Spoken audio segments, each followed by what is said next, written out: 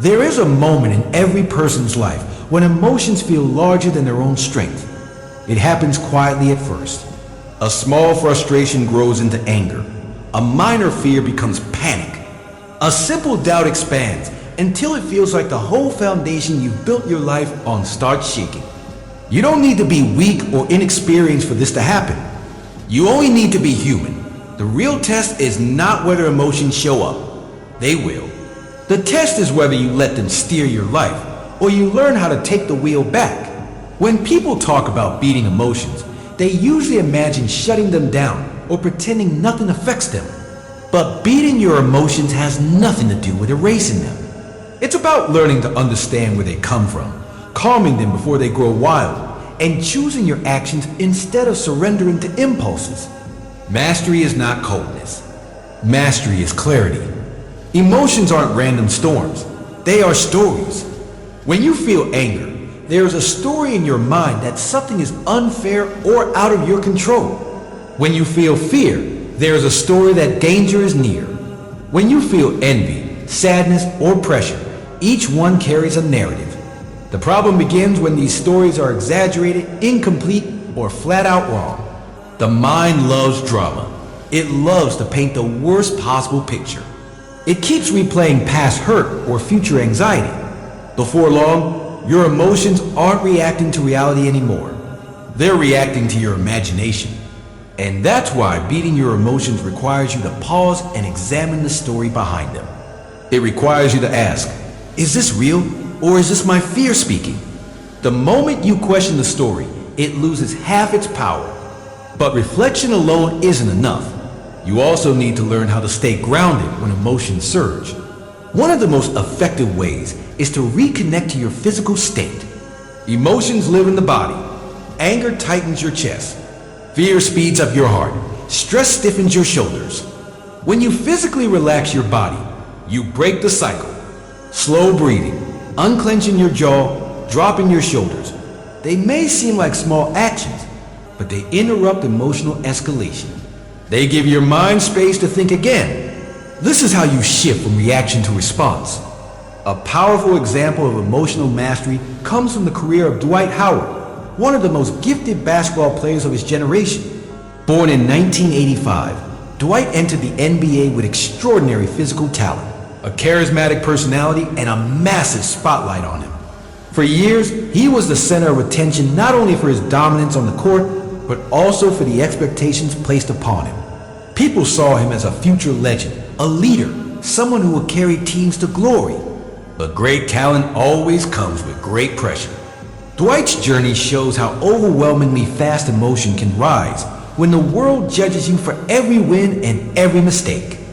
At a point in his career, Dwight struggled not with opponents, but with the emotional weight of criticism, disappointment, and personal challenges.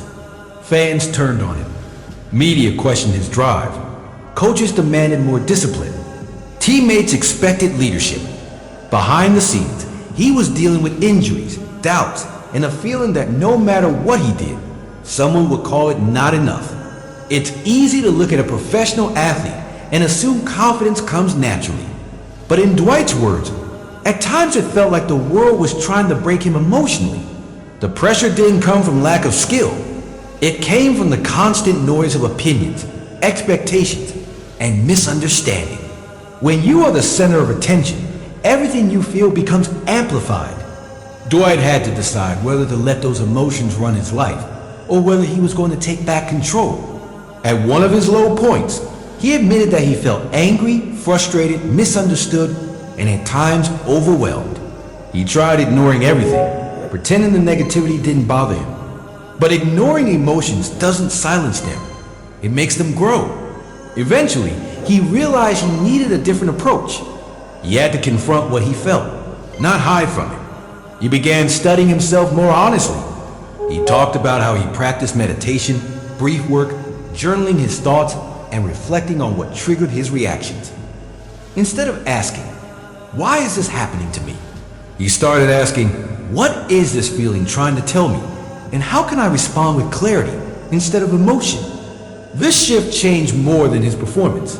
It changed his peace. He learned that being a strong athlete wasn't only about muscles, agility, or height. It was about emotional discipline.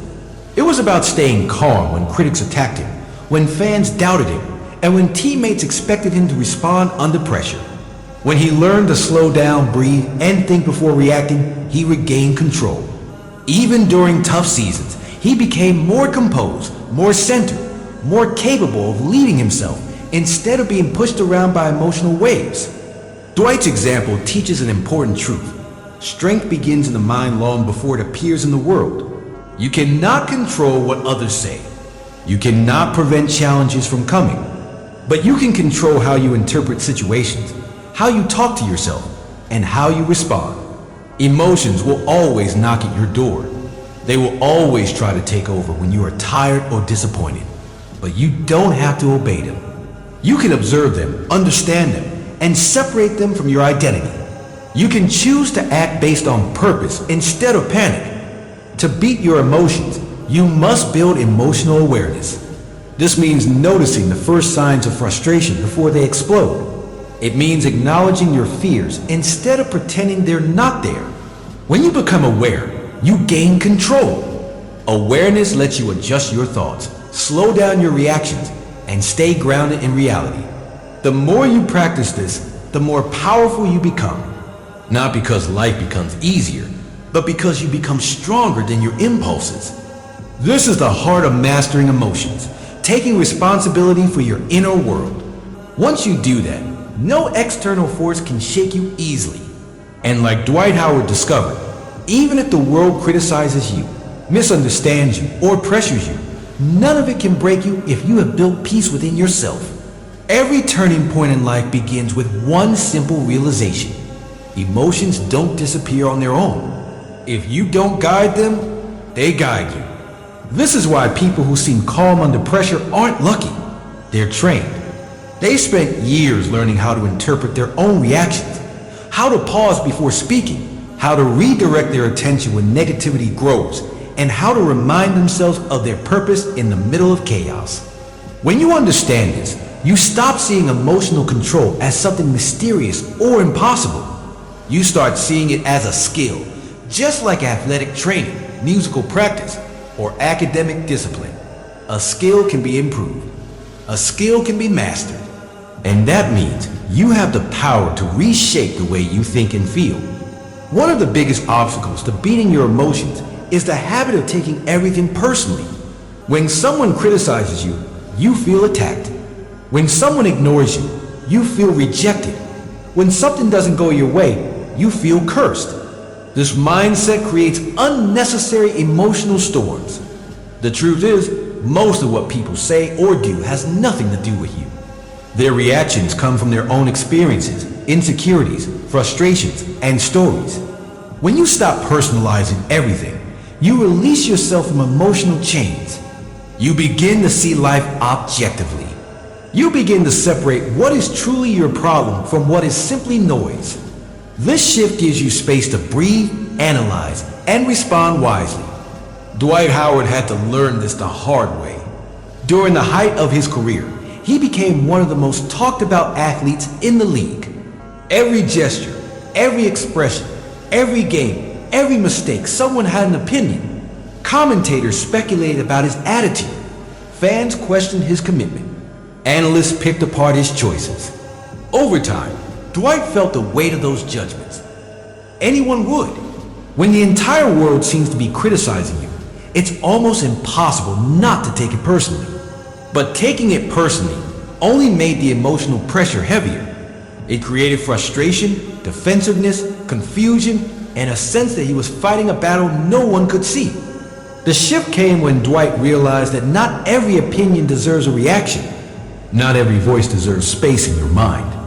When people speak, they often reveal more about themselves than about you. Some criticize because they're unhappy with their own lives. Some judge because it makes them feel superior.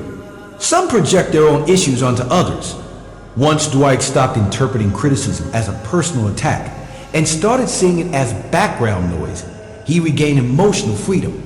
He could focus on what truly mattered: his growth, his discipline, his performance, and his peace. He no longer let every voice dictate his self-worth. This lesson applies to anyone trying to beat their emotions. When you reduce the power of external voices, your internal voice becomes clearer. You stop overreacting. You stop spiraling. You stop letting fear shape your decisions. Emotional strength grows from the inside out. The world will always have something to say, but you get to decide which message enters your mind. Another essential element of emotional mastery is learning to delay reaction. Most emotional damage happens in the first few seconds after something triggers you. Someone insults you, and you snap. Something goes wrong, and you panic. A plan fails, and you declare yourself defeated. Reaction is instinctive, but it's usually not wise. The greatest advantage you can give yourself is a moment of pause. Even 3 seconds can change everything. In those 3 seconds, your brain switches from emotional impulse to rational thinking. You gain perspective. You regain control. You choose action instead of automatic response. Athletes understand this deeply. Watch any high-level competitor. They don't allow emotions to decide the game. They stay composed even when the environment is intense. Dwight Howard learned this on the court. When a referee made a bad call, he could either lose his temper or refocus. When an opponent tried to provoke him, he could either react or stay locked in. Those who rise to the top do so because they master their inner world before they master the external one. Dwight's ability to stay calm under pressure didn't come naturally. It was learned, repeated, practiced, and strengthened. And that's how emotional discipline works for everyone. To beat your emotions, you also need to build mental boundaries. A boundary is not a wall that blocks the world. It's a filter that decides what enters your mind and what leaves. Without boundaries, you absorb every opinion, every insult, every worry, every fear. You become emotionally overloaded. With boundaries, you protect your energy. You choose which experiences you hold on to and which ones you let pass. For Dwight, creating mental boundaries was a turning point. He began separating his identity from public expectations. He treated pressure as a challenge, not a threat. He recognized that his value didn't depend on whether someone praised him or criticized him. That mindset freed him. In your own life, boundaries help you stay grounded when emotions rise. They remind you that someone else's behavior isn't your responsibility. They allow you to conserve your strength instead of wasting it on battles you cannot win. Without boundaries, your emotions will always feel out of control. With them, you reclaim your power. Another tool for emotional mastery is self-honesty. Many people run from their feelings. They distract themselves. They deny what they feel. They pretend everything is fine. But emotions don't disappear because you ignore them. They pile up. They show up later in anger, anxiety, or exhaustion. Beating your emotions starts with admitting them.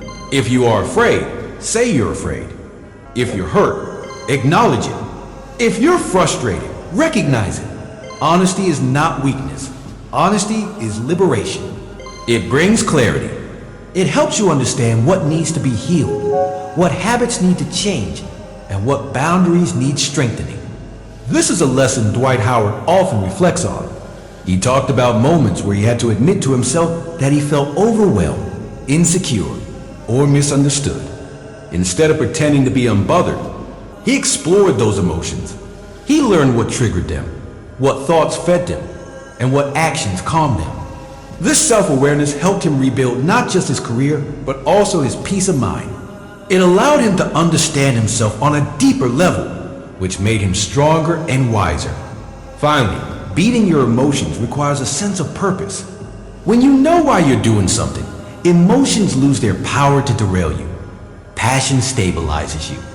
Responsibility keeps you focused. Vision pulls you forward. When Dwight played with a clear purpose, he became unstoppable. When he let emotions distract him, he felt trapped. The same applies to life.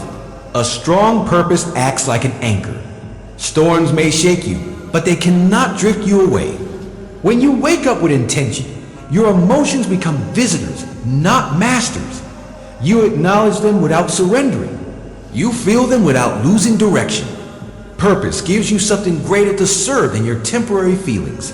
Beating your emotions is a journey. It requires patience, practice, and courage. But once you take the first steps, you begin to build a life guided by clarity instead of chaos. Mastering your emotions is not about achieving a perfect state where nothing bothers you. It's about reaching a point where you can stay steady, no matter what comes your way. Life will always throw challenges at you. People will misunderstand you. Plans will fall apart. Opportunities will be delayed. Expectations will not always be met. Even then, you can remain centered if you have trained your mind to stay calm and purposeful. Emotional discipline is less about the world outside and more about the world within. Once you strengthen that inner world, the storms around you lose their power. The first step in sustaining emotional mastery is learning to take ownership of your reactions. You may not control what happens, but you always control what you give power to. If someone insults you and you explode, the insult didn't control you. Your reaction did. If a situation stresses you and you let it ruin your whole day, the problem is not the event, it's the meaning you attach to it. Taking ownership doesn't mean blaming yourself for everything. It means acknowledging that your response is in your hands, not in the hands of circumstances. This level of responsibility gives you an advantage. The moment you accept it, you stop being a victim of your emotions. Dwight Howard's journey reflects this truth in a powerful way. As his career moved through different phases, he faced harsh criticism, team changes, injuries, and emotional pressures that could have broken anyone. But what kept him in the game was not only his athletic ability, it was his decision to own his reactions. When he realized he couldn't control public opinion or teammates' expectations, he focused on what he could control: his preparation, his mindset, his breath, his attitude, and his commitment. This shift helped him approach every challenge with clarity instead of frustration. It didn't remove the pressure, but it strengthened him enough to handle it with maturity. Taking ownership also means taking charge of your self-talk. The voice inside your mind shapes your emotional experience more than anything outside. If your inner voice constantly criticizes, doubts, or belittles you, it fuels emotional instability. But if your inner voice encourages you, grounds you, and speaks with clarity, you gain confidence even in complex situations. Changing your self-talk requires effort, but it's one of the most powerful tools you'll ever develop. Dwight often spoke about how he had to change the way he spoke to himself. Instead of repeating the negativity he heard from others, he began feeding his mind with thoughts that strengthened him. When you do this long enough, you reshape your emotional habits. A second part of sustaining emotional mastery is developing resilience. Emotions often feel strongest when life suddenly shifts, when disappointment hits hard, or when you face a setback you didn't expect. Resilience doesn't mean you don't feel pain. It means you don't surrender to it. It means you process it, learn from it, and keep moving forward. Every strong person you admire has gone through moments where emotions tried to overpower them. They reached their strength because they didn't let those moments define them. Dwight Howard showed this many times throughout his career. When critics said he was finished, he came back stronger. When teams doubted his value, he proved he still had something to give. When age and injuries added new challenges, he adjusted his training, his mindset, and his expectations. That resilience came from a deeper understanding. Life doesn't always go the way you want, but your response can still embody strength and hope. This is the kind of mindset that allows anyone to rise above emotional negativity. Problems can slow you down, but they don't have to defeat you. Another component of beating your emotions is learning the power of acceptance. Many emotional struggles come from fighting reality. You get stuck wishing things were different, replaying past events, or resisting situations that are already in front of you. Acceptance doesn't mean you approve of everything, or that you stop working for change. It means you stop wasting emotional energy on resisting what is already true. Once you accept a situation, you can focus on solutions instead of frustration. Acceptance gives you clarity. It shifts you from emotional reaction to thoughtful action. This was a lesson Dwight had to embrace as well. There were seasons where he had to accept that his role on a team had changed. Times when he had to accept that he wasn't the same player he once was physically, and he needed to evolve. Acceptance allowed him to keep contributing, to keep learning, and to keep finding new ways to make an impact. When you accept reality, you free yourself from emotional conflict. You stop replaying scenarios that can't be changed and start creating new possibilities. To maintain emotional strength, you also need to surround yourself with the right people. Emotions spread. If you stay around negativity, anger, chaos, or constant drama, it slowly starts shaping your behavior. But when you surround yourself with grounded, positive, disciplined people, you naturally absorb their strength. The people in your life can either feed your peace or feed your stress. Dwight's career shows how important this support network can be. During his reflective years, he often spoke about the value of mentors, friends, and coaches who guided him, encouraged him, and held him accountable. Your environment matters more than you think. Choose people who strengthen your mindset, not those who drain it. Another key point in sustaining emotional mastery is learning how to reset. Even strong people lose control sometimes. Even disciplined minds get overwhelmed. The goal is not perfection. The goal is recovery. When you feel yourself slipping into negative emotion, develop habits that help you reset quickly. For some people, it might be deep breathing. For others, writing thoughts down, taking a walk, listening to something calming, or shifting attention to a productive task. These small resets prevent emotional spirals. They help you regain control before emotions escalate. Dwight often used meditation, quiet reflection, and physical routines to reset himself. These moments of stillness gave him clarity and grounded him. Think of emotional resets as maintenance. They keep your inner world aligned so you don't get buried under stress or frustration. The final piece of beating your emotions is choosing growth, even when it's uncomfortable. Emotional mastery isn't built in peaceful moments. It's built when things are tense, when life challenges you, when emotions rise, and you train yourself to respond differently. Every emotional struggle becomes a training session. Every difficult moment becomes a chance to strengthen your mind. Growth requires patience. It requires honesty. It requires the courage to let go of old habits and embrace new ones. This is exactly why Dwight Howard's story resonates. His career wasn't defined by his highs alone. It was defined by the way he handled his lows, his criticism, his doubts, and his setbacks. He learned to look inward, to understand himself, and to build a stronger foundation. In doing so, he became not just a successful athlete, but a wiser person with a deeper sense of identity. When you commit to growth, your emotions stop being obstacles. They become signals. They tell you what needs healing, what needs attention, and what needs to change. You use them instead of being controlled by them. That is the essence of emotional freedom. Your emotions are not your enemy. They are part of you, but they should not lead your life. The moment you take responsibility, build awareness, practice resilience, and choose growth, you become stronger than any emotional storm. You move with purpose, you speak with clarity, and you live from a place of strength. This is how you beat your emotions. And once you learn this skill, every part of your life transforms.